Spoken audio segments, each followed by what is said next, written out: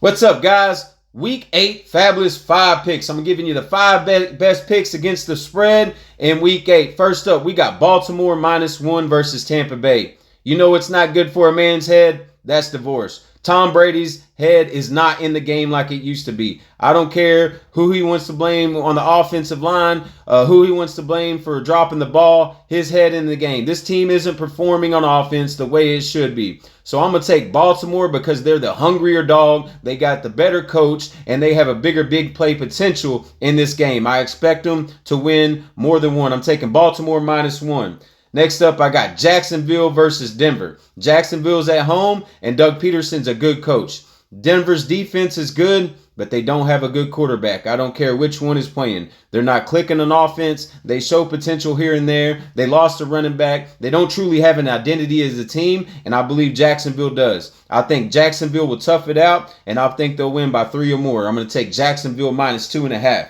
Next up, I got Tennessee versus the Texans. Texans are playing at home. I think Davis Mills is a decent quarterback. Houston is a decent team, but they don't have a good rushing defense. What Tennessee does have is a great rushing offense.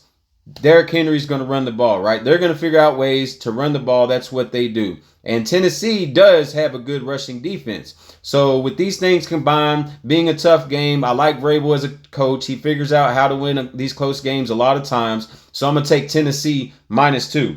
Next up, I got Indianapolis versus Washington.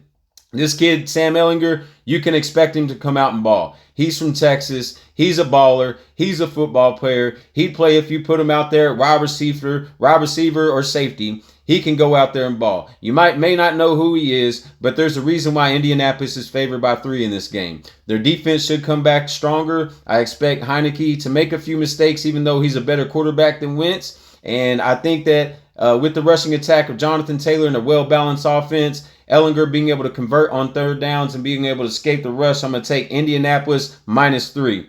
Next game I love is the 49ers versus the Rams. The 49ers had the Rams number for a few years now, and guess what? That ain't going to change because the Rams don't have an offensive line. I don't care how many stars you got out there throwing, receiving, or running the ball. If you don't have an offensive line, you can't win the game. I'll take the 49ers -1.5 all day in this one. Next game I like is the Seattle Seahawks versus the Giants.